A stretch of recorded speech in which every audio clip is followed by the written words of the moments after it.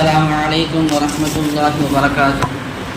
إن الحمد لله نحمده ونستعينه ونستغفره ونؤمن به ونتوكل عليه فنعوذ بالله من شرور أنفسنا وسيئات أعمالنا من يهده الله فلا مضل له ومن يضلل فلا هادي له ونشهد أن لا إله إلا الله وحده لا شريك له ونشهد أن محمدا عبد الله ورسوله صلوات الله وسلامه عليه وعلى آله الطيبين وأصحابه الطاهرين والتابعين فمن تبعهم بإحسان إلى يوم الدين. أما بعد فقد قال الله تعالى في القرآن الكريم فأعوذ بالله من الشيطان الرجيم بسم الله الرحمن الرحيم قال إني مهاجر إلى ربي صدق الله العظيم.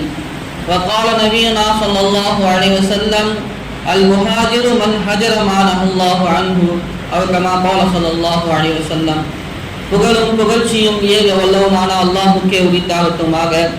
சாந்தியும் சமாதானமும் கண்மணி நாயகம் ஸல்லல்லாஹு அலைஹி வஸல்லம் அவர்களின் மீதும் அன்னாரை வழுவாது தழுவாது பின்பற்றிய சத்திய சஹாபாக்களின் மீதும் தாபியீன்கள் தாபியீன்கள் மீதும் மேலும் குறிப்பாக இங்கு கூடியிருக்கும் நம் அனைவரின் மீதும் என்றென்றும் என்று நிலவட்டுமாக. ஆமீன். கண்ணியமிக்க அல்லாஹ்வின் நல்லடியார்களே, அல்லாஹ்வுடைய ஒரு மாபெரும் கிருபையின் காரணமாக ஹிஜ்ரி 1445 ஆண்டு கடைசி மாதம் இறுதி ஜுமாவிலே நாம் இருந்து கொண்டிருக்கிறோம். இன்னும் 1-2 நாட்களிலே அடுத்ததாக ஹிஜ்ரி 1446 ஆண்டு பிறக்க போகிறது.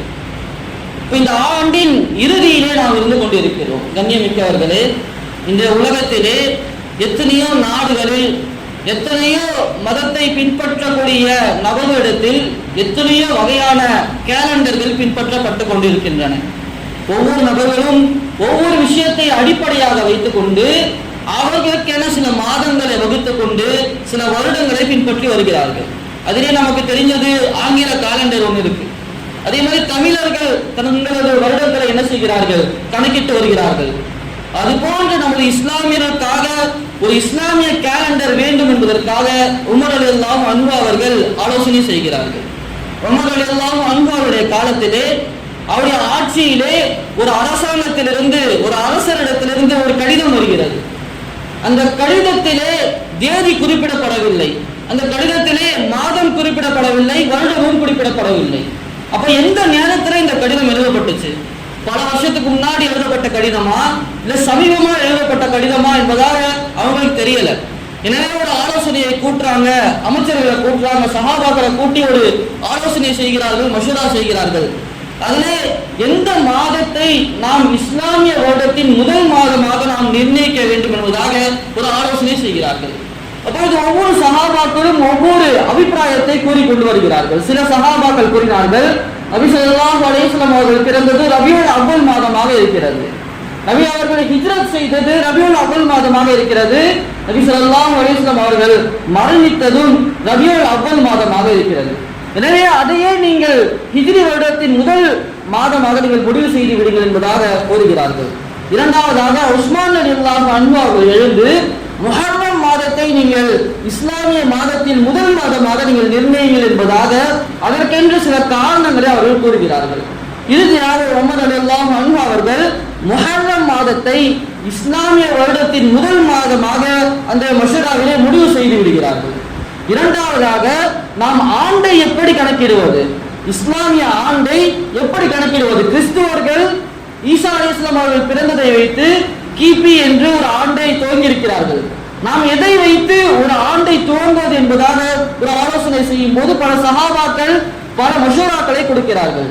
அதிலே அலி ரலியல்லாஹு அன்ஹு அவர்கள் கூறினார்கள், இஸ்லாமிய சாம்ராஜ்யத்துடைய எழுச்சி என்பது, இஸ்லாமிற்கென்று ஒரு எழுச்சி ஏற்பட்டது என்பது நபி ஸல்லல்லாஹு அலைஹி வஸல்லம் அவர்கள் ஹிஜ்ரத் செய்த பிறகுதான் ஏற்பட்டது. மக்காவிலே நாம் அனுபவித்த கஷ்டங்கள் எவ்வளவு இருந்து கொண்டிருந்தது, மக்காவிலே சஹாபாக்கள் இந்த தீனுக்காக எவ்வளவு தியாகங்களை செய்து கொண்டிருந்தார்கள். இது எல்லாம் தாண்டி இஸ்லாம் வளர ஆரம்பித்தது என்று சொன்னால் அது ஹிஜ்ரத்திற்கு பிறகுதான்.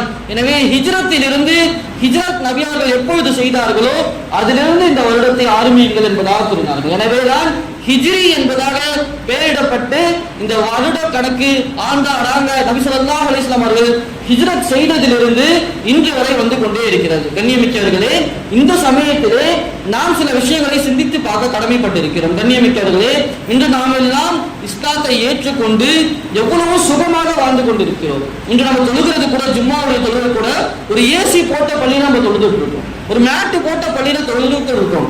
ஒவ்வொரு விஷயத்திலும் நாம் சொகுசாக இருந்து கொண்டிருக்கிறோம். ஆனால் இந்த தீனுடைய ஆரம்பம் சொகுசாக இருந்ததில்லை. ஹிஜ்ரத் நமக்கு வலியுறுத்தக்கூடிய பாடம் தியாகமாக இருந்து கொண்டே இருக்கிறது. கண்ணியமிக்கவர்களே, சஹாபாக்கள் ஹிஜ்ரத் செய்வதற்கு முன்பதாக மக்காவில் வாழக்கூடிய சமயத்திலே இந்த மார்க்கத்தை ஏற்றுக்கொண்ட ஒரே காரணத்திற்காக எவ்வளவு தியாகங்களை செய்திருக்கிறார்கள் என்பதாக நாம் சிந்தித்து பார்க்க கடமைப்பட்டிருக்கிறோம். கண்ணியமிக்கவர்களே, இந்த இஸ்லாத்தை ஏற்றுக்கொண்டதின் காரணமாக சஹாபாக்களுடைய 2 கால்களும் 2 வாகனத்தில் கட்டப்பட்டு 2 ஒட்டகத்தில் கட்டப்பட்டு அந்த ஒட்டகங்கள் விரட்டி அடிக்கப்படும், 2ஆக அவர்கள் பிளக்கப்படுவார்கள் இந்த தீனை ஏற்றுக்கொண்டதின் காரணமாக. கண்ணியமிக்கவர்களே, அது மட்டுமல்ல, சஹாபா பெண்மணிகள் கூட இந்த தீனிற்காக ஷஹீதாக்கப்பட்டிருக்கிறார்கள். அது மட்டுமல்ல, நெருப்பு கங்குகள் போடப்பட்டு அதிலே ஹப்பாப் ரலியல்லாஹு அன்ஹு அவர்களை போட்டு பிரட்டி எடுப்பார்கள்.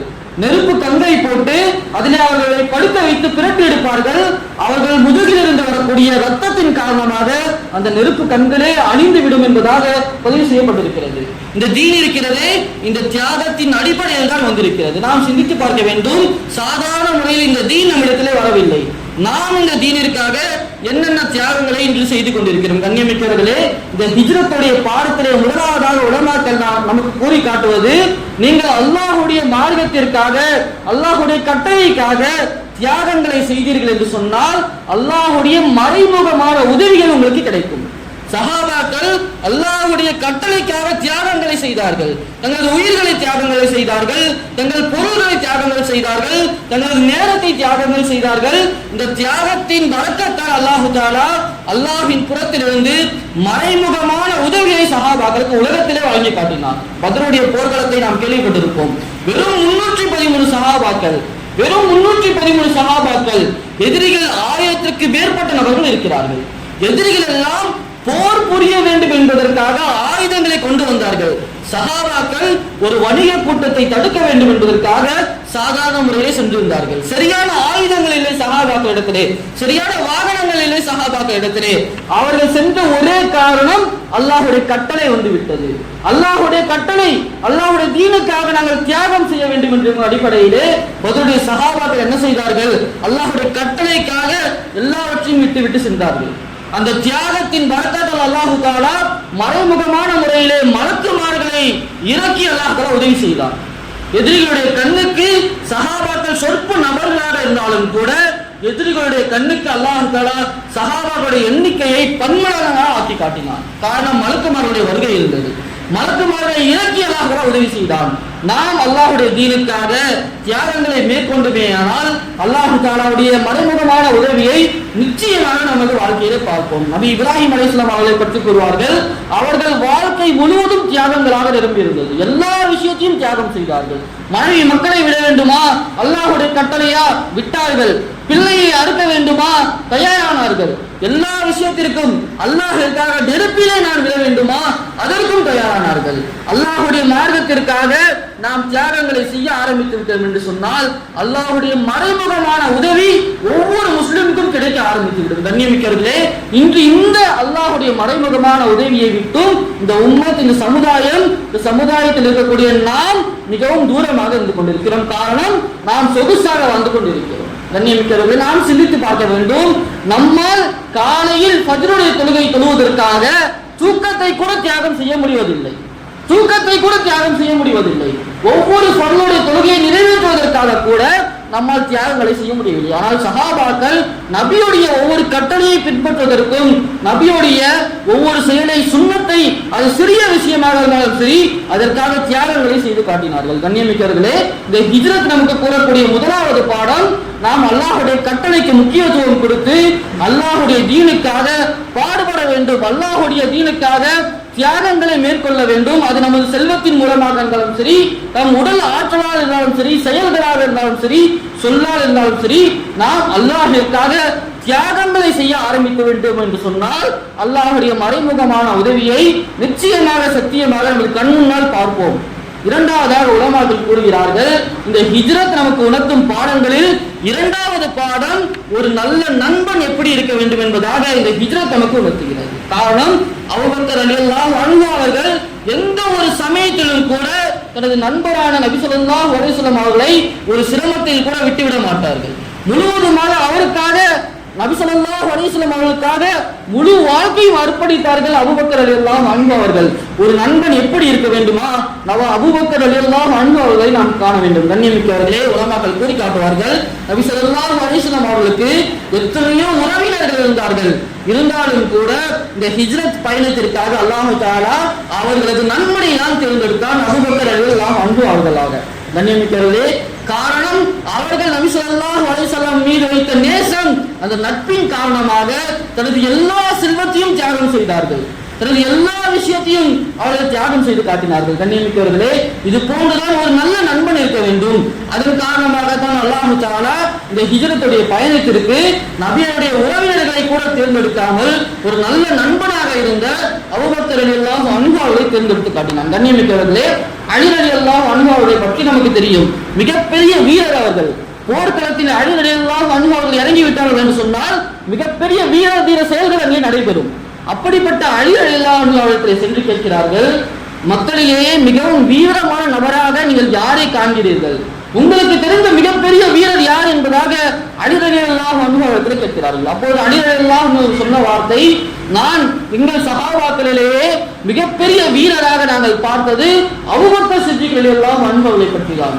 அபூபக்கர் ரலியல்லாஹு அன்ஹு அவர்கள் எந்த அளவுக்கு மென்மையான சுபாவம் கொண்டவராக இருப்பார்களோ அதை விட மிகப்பெரிய வீரராகவும் இருந்து வந்தார்கள். காரணம், நபி ஸல்லல்லாஹு அலைஹி வஸல்லம் அவர்கள் ஒரு போர்க்களத்தில் நிற்கிறார்கள், எதிரிகள் எல்லாம் சூழ்ந்து விட்டார்கள், சஹாபாக்கள் எல்லாம் விரண்டு ஓட ஆரம்பித்து விட்டார்கள்.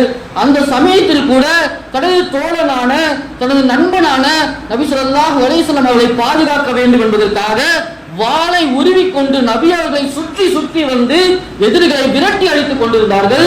அது போன்ற ஒரு வீரத்தை நான் என் கண்ணால் வாழ்க்கையில் பார்த்ததில்லை என்பதாக அலி ரலியல்லாஹு அன்ஹு அவர்கள் கூறி காட்டினார்கள். கண்ணியமிக்கவர்களே, ஹிஜ்ரத் உணர்த்தக்கூடிய பாடத்தில் இரண்டாவது பாடம் நமது நட்பு எவ்வாறாக இருக்க வேண்டும், நண்பர்கள் எப்படி நாம் தேர்ந்தெடுக்க வேண்டும் என்பதாக இந்த ஹிஜ்ரத் நமக்கு உதவுகிறது. இந்த ஹிஜ்ரத் நமக்கு படிப்பினை தருகிறது. கண்ணியமிக்கவர்களே, நாம் சிந்தித்து பார்க்க வேண்டும், நபி ஸல்லல்லாஹு அலைஹி வஸல்லம் அவர்கள் ஒரு நண்பனுடைய தாக்கம் எப்படி இருக்கும் என்பதாக தெளிவாக நமக்கு சொல்லி காட்டினார்கள். ஒரு நல்ல நண்பனுடைய தாக்கம் என்பது ஒரு நறுமண கடை வியாபாரியை போன்றவர், ஒரு அத்தர் கடை வியாபாரியை போன்றவர்.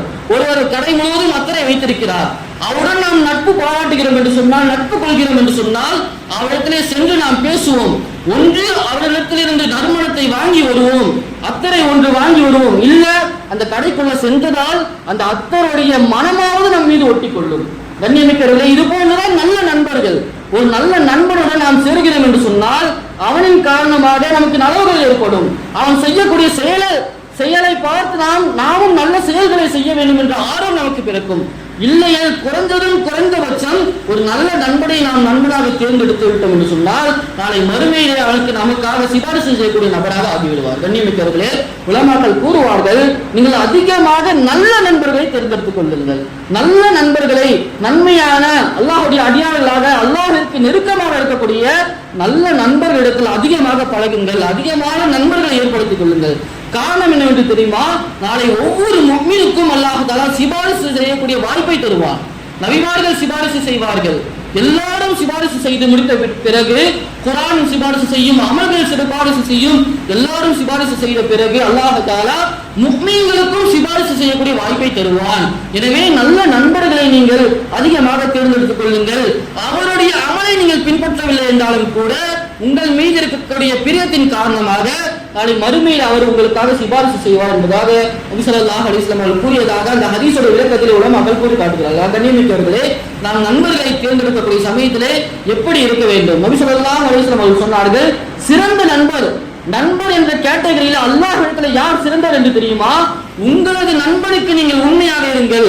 உங்கள் நண்பரிடத்தில் நீங்கள் சிறந்த நண்பராக இருந்தால் நீங்கள் அல்லாஹ்வுடைய பார்வையிலும் சிறந்த நண்பர் என்பதாக கூறி காட்டினார்கள். எப்படி ஒரு சிறந்த நண்பராக இருக்க வேண்டும்? நபி ஸல்லல்லாஹு அலைஹி வஸல்லம் அவர்கள் அதற்கும் வழிவகை காட்டினார்கள். ஒரு சிறந்த நண்பன் என்றால் எப்படி இருக்க வேண்டும்? நான் என் ஃப்ரெண்டுக்கு ஒரு நல்ல ஃப்ரெண்டா, நான் எனது நண்பனுக்கு ஒரு சிறந்த நண்பனா எப்படி நான் தெரிந்து கொள்வது? நபி அவர்கள் கூறி காட்டினார்கள், ஒரு நண்பனை பார்த்தால் அல்லாஹ் வேண்டும். அவனை பார்த்தால் அல்லாஹ்வுடைய ஞாபகம் வருகிறதா, அவன் சிறந்த நண்பன். இரண்டாவது கூறினார்கள், அவனிடத்தில் அமர்ந்து பேசணும் என்று சொன்னால் நமது ஈமான் அதிகரிக்க வேண்டும், நமது ஈமானில் வளர்ச்சி ஏற்பட வேண்டும். ஈமான் பலகீனமாக கொண்டிருக்கிறது என்று சொன்னால் நாம் சற்று சிந்தித்து பார்க்க வேண்டும். ஒரு இடத்தில் அமர்ந்து பேசக்கூடிய சமயத்திலே நமது ஈமானின் வளர்ச்சி ஏற்படுகிறது என்று சொன்னால் இவர்தான் சிறந்த நண்பர் என்பதாக கூறினார்கள். மூன்றாவதாக நபி ஸல்லல்லாஹு அலைஹி வஸல்லம் அவர்கள் கூறி காட்டினார்கள், யாரிடத்தில் நீங்கள் அமர்ந்து பேசக்கூடிய சமயத்திலே, உரையாடக்கூடிய சமயத்திலே மார்க்கத்தின் அறிவை நீங்கள் அதிகமாக கற்றுக்கொண்டே செல்கிறீர்களோ இவர்தான் சிறந்த நண்பர் என்பதாக கூறி காட்டினார். கண்ணியமிக்கவர்களே, இன்று நாம் நமது நட்பு வட்டாரத்தை நாம் சிந்தித்து பார்க்க வேண்டும். நபி ஸல்லல்லாஹு அலைஹி வஸல்லம் அவர்கள் தீய நண்பனுக்கு உதாரணத்தையும் கூறி காட்டினார்கள். எப்படி சிறந்த நண்பனுக்கு உதாரணத்தை கூறினார்களோ, தீய நண்பனுக்கு உதாரணம் நெருப்பு பட்டறை வைத்திருக்கக்கூடிய, அந்த இரும்பு பட்டறை வைத்திருக்கக்கூடிய ஒரு கொல்லனை உதாரணமாக கூறினார்கள். அந்த கொல்லனுடைய பட்டறைக்கு நாம் சென்றோம் என்று சொன்னால் அங்கே இருக்கக்கூடிய நெருப்பு கங்குகள் நம்மின் மீது பட்டாலும் கூட காயமாக ஆகிவிடும். இது போன்ற ஒரு தீய நண்பன் அவனுடைய செயல்கள் நிச்சயமாக சத்தியமாக நமது வாழ்க்கையில் தாக்கத்தை ஏற்படுத்தும். ஒவ்வொரு முஸ்லிம் செய்யக்கூடிய ஒரு நன்மையாக இருந்தாலும் சரி, பாவமாக இருந்தாலும் சரி, அதனுடைய நல்ல வீரியமும் தீய வீரியமும் அங்கே அருகில் இருக்கிறவர்களை சூழ்ந்து கொள்ளும். அது போன்ற ஒரு தீய நண்பனுடன் நாம் சேர்கிறோம் என்று சொன்னால் அந்த கொல்லனை போன்று, அந்த கொல்லன் பட்டறைக்கு நீங்கள் செல்கிறீர்கள், அங்க இருக்கக்கூடிய நெருப்பு உங்கள் மீது படலாம் அல்லது உங்கள் ஆடையின் மீது படலாம். இல்லையே குறைஞ்சபட்சம் நபி அவர்கள் கூறி காட்டினார்கள், அந்த புகையின் வாடையாவது உங்கள் மீது பட்டு தீரும், பட்டை தீரும். தீய நண்பன் அவனத்தில் நீங்கள் சேருவதால், பழகுவதால் அந்த பாவத்தை நீங்கள் செய்ய ஆரம்பித்திடுவீர்கள், அந்த பாவத்தை நீங்கள் செய்ய ஆரம்பித்திடுவீர்கள். அந்த தீய பழக்கம் முன்னெடுத்து வந்துவிடும். இல்லையே அந்த தீய பழக்கத்தின் தாக்கம், அந்த பீடையாவது உங்கள் மீது ஏற்படும் என்பதாக இந்த ஹதீஸிற்கு விளக்கம் அளித்திருக்கிறது. கண்ணியமிக்கவர்களே, நாம் சந்தித்து பார்க்க வேண்டும். நான் எனது நண்பனுக்கு சிறந்த நண்பனாக இருக்க வேண்டும். நான் எனது நண்பனுக்கு சிறந்த நண்பனாக இருக்க வேண்டும் என்று சொன்னால் நான் அவரிடத்திலே அல்லாஹ்வை பற்றி பேச வேண்டும், தீனுடைய விஷயங்களை பேச வேண்டும், அவனை தொழுகையின் பக்கமாக நான் அழைக்க வேண்டும். நலவான விஷயங்களில் ஒருவருக்கு ஒருவர் ஈடு கொடுத்து, ஒருவருக்கு ஒருவர் கைகோர்த்து எந்த ஒரு நிலையிலும் அவனை நாம் விட்டுக் கொடுக்காத நபராக இருக்க வேண்டும். மாறாக விட்டுக் கொடுக்காமல் இருப்பது இன்றும் இருக்கிறது, ஆனால் பாவமான விஷயங்களில் இருந்து கொண்டிருக்கிறது. ஒரு தவறை ஒருவன் செய்து மாட்டிக்கொண்டான் என்று சொன்னால் அந்த நேரத்தில் அவனுக்கு துணை போவதிருக்கிறது, இது அதைவிட மிகப்பெரிய தவறாக இருந்து கொண்டிருக்கிறது. காரணம், எனது நண்பனை நான் விட்டுக் கொடுக்க மாட்டேன் என்ற நிலைமை அது அல்லாஹ்வுடைய தீனுக்காக மட்டும்தான் ஏற்பட வேண்டும். கண்ணியமிக்கவர்களே, நாம் இன்று யார் யாரை நண்பர்களாக ஏற்படுத்திக் கொண்டு இருக்கிறோம் என்பதாக நாம் சற்று சிந்தித்து பார்க்க வேண்டும். கண்ணியத்திற்குரியவர்களே, குறிப்பாக பெற்றோர்கள் சிந்தித்து பார்க்க வேண்டும். எனது பிள்ளைகள் யாரை நண்பனாக தேர்ந்தெடுத்துக் கொண்டிருக்கிறார்கள், நாம் இதை சற்றே சிந்திப்பதில்லை. நம்முடைய கடமை, நான் ஒரு ஸ்கூல்ல சேர்த்துட்டேன், அவனுக்கு நல்ல சாப்பாடா நல்ல ட்ரெஸ் கொடுக்கிறேன், ஒரு ஸ்கூல்ல சேர்த்துட்டேன், ஒரு டியூஷன்ல சேர்த்துட்டேன், இல்ல குறைஞ்சபட்சம் ஒரு மாசாக்கு நான் அனுப்பிச்சிட்டேன், என்னுடைய பொறுப்பு நீங்கிடுச்சு நம்ம நினைச்சு கொண்டு இருக்கோம். ஆனா அந்த பிள்ளை யாரோட பழகுது, சின்ன வயசுல ஏற்படக்கூடிய ஒரு தவறான பழக்கத்தின் காரணமாக பையன் வளர வளர வளர எந்தெந்த கேடான பழக்கங்கள் அவனிடத்தில் உருவாகி கொண்டிருக்கிறது என்பதாக நாம் சிந்தித்து பார்க்க வேண்டும். ஒவ்வொரு பெற்றோரும் பொறுப்பாளர்களாக இருக்கிறார்கள். இந்த பொறுப்பை பற்றி நிச்சயமாக அல்லாஹ்விடத்தில் விசாரிக்கப்படுவார்கள். அதிலும் குறிப்பாக தனது பிள்ளை யாரிடத்திலே பழகி கொண்டிருக்கிறது என்பதை கண்ணியமானவர்களே நீங்கள் சற்று சிந்தித்து பார்க்க வேண்டும். கண்ணியமானவர்களே, அதுபோன்று நாம் சிந்தித்து பார்க்கக்கூடிய சமயத்திலே நம்மின் நட்பு இந்த மஹல்லாவிலே, இந்த ஊரிலே யாரிடத்தில் இருக்க வேண்டும் என்பதாக நாம் பார்க்கக்கூடிய சமயத்திலே உலமாக்கள் வழிகாட்டுகிறார்கள். இந்த பள்ளியுடைய இமாம்களிடத்திலே நாம் நட்பை பாராட்ட வேண்டும். ஒவ்வொரு மஹல்லா வாசிகளும் இந்த இமாம், அந்த இமாமுக்கு நமக்கு இருக்கக்கூடிய தொடர்பு எந்த அளவுக்கு இருந்து கொண்டிருக்கு. ஏதோ ஒரு புதுசா ஒரு வீடு கொடுத்துன்னு போகணுமா, துவாவோட அஜத்தை கூட்டு போவோம். ஒரு குழந்தை பிறந்துச்சா பேர் வைக்க அஜத்தை கூட்டு போறோம். அதே மாதிரி ஒரு மௌத்த அடிச்சா அடுத்த நாள் ஜியாரத்து துவாவதுக்கு யாசின் ஓதுறதுக்கு அஜத்தை கூட்டு போறோம். அதிலும் அதிகமா கடையை கொடுக்கிறோமா, யாசின் ஓதுறதுக்கு அஜத்தை கூட்டு போறோம். இதுதான் நமக்கும் மஹல்லாவுடைய இமாமுக்கும் இருக்கக்கூடிய தொடர்பாக இருந்து கொண்டிருக்கிறது. கண்ணியமிக்கவர்களே, அந்த ஹதீஸ்ல நபி ஸல்லல்லாஹு அலைஹி வஸல்லம் அவர்கள் ஒரு சிறந்த நண்பருக்கான எத்தனை விஷயங்களை கூறி காட்டினார்களோ அந்த அத்தனை விஷயங்களும் பொருந்திய ஒரு நபர் இருக்கிறார் சொன்னால் இந்த பள்ளியுடைய இமாம்களாக தான் இருந்து கொண்டிருக்கிறார்கள். அவர்களிடத்திலே நாம் அதிகமாக நட்பு பாராட்ட வேண்டும், அவரிடத்திலே சென்று பேச வேண்டும், அவரிடத்திலே ஒவ்வொரு விஷயத்தையும் நாம் மஷூரா செய்ய வேண்டும். அவரை பார்த்தால் நமக்கு அல்லாஹ்வின் ஞாபகம் வரும். அவரிடத்துல நீங்கள் சாதாரண முறையில் பேசினாலும் கூட மார்க்கத்துடைய ஏதாவது ஒரு தகவல் உங்களுக்கு கிடைத்துக் கொண்டே இருக்கும். கண்ணியமிக்கவர்களே, நாம் இந்த மஹல்லாவுடைய இமாம்களோடு, ஒவ்வொரு மஹல்லாவில் வசிக்கக்கூடிய ஒவ்வொரு நபர்களும் அந்தந்த பள்ளியோடைய இமாம்களோடு நட்பை கொள்ள வேண்டும், அவரிடத்திலே பேச வேண்டும், அவரிடத்திலே தனது எல்லா விஷயத்திலும் சம்பந்தமாக மஷூராக்களை செய்ய வேண்டும். அது மட்டுமல்ல, நமது பிள்ளைகளுக்கு சிறிய வயதிலிருந்து இமாம்களுடைய தொடர்புகளை நாம் ஏற்படுத்த வேண்டும். மதரசாவுக்கு அனுப்பிச்சுட்டா அதோட போதுமாக ஆகிவிடாது. ஒவ்வொரு விஷயத்திற்கும் மஷரா செய்யும் போது நமது பிள்ளைகளை அழைத்து வந்து அந்த பள்ளியோட இமாம்களோட ஒரு தொடர்பை ஏற்படுத்தி விட்டோம் என்று சொன்னால், சின்ன வயசுல நாம் ஏற்படுத்தக்கூடிய அந்த தொடர்பு அவர்களை பல்வேறு விதமான பாவங்களை விட்டு தடுக்கக்கூடிய தொடர்பாக அந்த இமாம்களுடைய தொடர்புகள் ஆகிவிடுகிறது. கண்ணியமிக்கவர்களே, எப்படி நபி ஸல்லல்லாஹு அலைஹி வஸல்லம் அவர்களுக்கு அபூபக்கர் ரலியல்லாஹு அன்ஹு அவர்கள் ஒரு தீனுடைய விஷயத்திலும் கூட விட்டு விடாமல் எல்லாவற்றிற்கும் உறுதுணையாக நண்பர்களாக இருந்தார்களோ, அது போன்ற நண்பர்களாக நாம் நமது நண்பர்களுக்கு ஆக வேண்டும். அது போன்ற நண்பர்களாக நமது நண்பர்களை நாம் ஆக்க வேண்டும். கண்ணியமானவர்களே, மூன்றாவதாக உலமாக்கள் இந்த ஹிஜ்ரத் நமக்கு தரக்கூடிய பாடத்திலே முக்கியமான ஒரு பாடமாக கூறி காட்டுவது, ஹிஜ்ரத் என்பது அல்லாஹுடைய தீனுக்கு மாற்றமான ஒரு சூழ்நிலையில் இருந்து அல்லாஹுடைய தீனின்படி வாழ்வதற்காக ஒரு இடத்திலிருந்து மற்றொரு இடத்தில் பயணம் செய்வதுதான் ஹிஜ்ரத்தாக இருக்கிறது. இதைவிட பெரிய ஹிஜ்ரத்தை நபி அவர்கள் சொன்னார்கள். ஹிஜ்ரத்தில் மிகப்பெரிய ஹிஜ்ரத் என்பது, ஒருவர் ஹிஜ்ரத் செய்வார் என்பதற்கு மிகப்பெரிய தாக்கம் என்பது அல் முஹாஜிரு மன் ஹஜர மா அல்லாஹு அன்ஹு, யார் அல்லாஹ் தடுத்த பாவங்களை விட்டு விலகி இருக்கிறாரோ அவர்தான் உண்மையான முறையில் ஹிஜ்ரத் செய்தவர் என்பதாக நபி ஸல்லல்லாஹு அலைஹி வஸல்லம் கூறுகிறார்கள். கண்ணியமிக்கவர்களே, அது மட்டுமல்ல, ஒரு இடத்தில் உலமாக்கள் கூறி காட்டுகிறார்கள், ஒரு இடத்தில் நாம் சென்று அமர்வதால், ஒரு இடத்தில் நாம் சென்று பேசுவதால், அங்கே நிற்பதால் பாவத்தின் சிந்தனை எனக்கு ஏற்படும், பாவத்திலே நான் வீழ்ந்து விடுவேன் என்று அச்சம் ஏற்பட்டு என்று சொன்னால் அந்த இடத்திற்கு செல்லாமல் இருப்பதும் ஹிஜ்ரத்தாக கணக்கிடப்படும். ஒரு இடத்துல சில நபர்கள் இருக்கிறார்கள், அங்கே சென்று நான் நின்றால் பல பேரை பற்றி புறம் பேசுவேன், இல்லது தவறான விஷயங்களை பேசுவேன், இல்லது தவறான செயல்களை நான் செய்வேன், பாவத்தின் பக்கமாக நான் இழுத்து செல்லக்கூடிய இடமாக அந்த இடம் இருக்கிறது என்று சொன்னால் அந்த இடத்தை விட்டு நாம் செல்வது இருக்கிறது, இதுவும் ஹிஜ்ரத்தில் கட்டுப்பட்டது என்பதாக உலமாக்கள் நமக்கு கூறி காட்டுகிறார்கள். கண்ணியமானவர்களே, அதே போன்று இந்த வருடத்தின் இறுதி ஜும்ஆவிலே நாம் இருந்து கொண்டிருக்கிறோம். இந்த நேரத்திலே நாம் சிந்தித்து பார்க்க வேண்டும், இந்த வருடத்திலே நான் எந்த அமல்களை நான் செய்திருக்கிறேன், எந்தெந்த பாவங்களை செய்திருக்கிறேன், நல்ல அமல்களை செய்து இந்த வருடத்தை நாம் முடிக்க வேண்டும். தவறுகள் செய்திருக்கிறோம், அல்லாஹ்வுடைய கட்டளைகளை நாம் விட்டிருக்கிறோம் என்று சொன்னால் அல்லாஹ்விடத்திலே அமர்ந்து தௌபா செய்து இந்த வருடம் வரைக்கும் நாம் செய்த அனைத்து விதமான பாவத்திற்கும் இன்றே அமர்ந்து தௌபா செய்து பரிசுத்தவான்களாக நாம் அடுத்த வருடத்தை அடைய வேண்டும். கண்ணியமானவர்களே, உலமாக்கள் கூறி காட்டுவார்கள், ஒரு அழுக்கான ஆடை இருக்கிறது என்று சொன்னால் அந்த ஆடையை பரிசுத்தப்படுத்த வேண்டும் என்று சொன்னால் அதற்காக எவ்வளவு தண்ணீர்கள் செலவாகிறது, எத்தனை முறை அதை அலசணும், எத்தனை முறை துவைக்கணும். ஆனா வருடம் முழுவதும், ஆயுட்காலம் முழுவதும் ஒருவன் பாவம் செய்து செய்து செய்து தனது தன் உள்ளம் எல்லாம் பாவத்தின் பீடை பிடித்திருந்தாலும், பாவம் என்னும் அசுத்தம் படித்திருந்தாலும், அல்லாஹ்விடத்திலே அமர்ந்து 2 துளி கண்ணீர்கள் விட்டாலும் கூட பல்லாண்டு காலமாக அவர் செய்த பாவத்தின் கரைகளை அது போக்கி விடுகிறது என்பதாக கூறி காட்டினார். கண்ணியமிக்கவர்களே, எத்தனையோ பாவங்கள் நம்மிடத்திலிருந்து இந்த வருடத்தில் ஏற்பட்டிருந்தாலும் கூட இந்த வருடத்தின் இறுதி கட்டத்திலே நாம் இருக்கிறோம். அல்லாஹ்விடத்திலே அமர்ந்து தௌபா செய்து இந்த வருடம் வரைக்கும் நான் எத்தனை பாவங்களை நான் செய்திருக்கிறேனோ அந்த அனைத்து விதமான பாவத்தை விட்டு அல்லாஹ்விடத்திலே தௌபா செய்கிறேன் என்பதாக 2 ரக்காத் தொழுது அல்லாஹ்விடத்திலே கண்ணீர் வடித்து நாம் தௌபா செய்வோமேயானால் எல்லா பாவத்தையும் அல்லாஹ் தஆலா மன்னிக்கக்கூடியவனாக இருக்கிறான். அதுபோன்று இந்த வருடத்தில் எந்தெந்த நன்மைகளை செய்வதற்காக அல்லாஹ் தஆலா நமக்கு வாய்ப்பளித்தானோ அந்த நன்மைகளுக்கெல்லாம் நாம் அல்லாஹ்விடத்திலே அமர்ந்து அல்லாஹ்வுக்கு நன்றி செலுத்த வேண்டும். கண்ணியமிக்கவர்களே, உமர் ரலியல்லாஹு அன்ஹு அவர்கள் கூறி காட்டுவார்கள், எந்த மனிதர் இந்த உலகத்தில் வாழக்கூடிய சமயத்திலே தனது அமல்களை எடை போட்டு பார்ப்பாரோ, தன்னை தானே கேள்வி கேட்டு பார்ப்பாரோ, அந்த நபருக்கு நாளை மறுமையிலே அல்லாஹ் தஆலா கேட்கக்கூடிய கேள்வி கணக்கு லேசாக ஆகிவிடும். ஒரு வியாபாரி நாம் சொல்லும் வளமையாக சொல்லக்கூடிய கணக்குதான், விஷயம்தான். நான் ஒரு வியாபாரி என்ன செய்யறார், வியாபாரம் செய்து கொண்டே இருக்கிறார், வியாபாரம் செஞ்சுக்கிட்டே இருக்கிறார். அவர் என்ன செய்யறார், டெய்லிக்கும் கணக்கு போடுறாரு.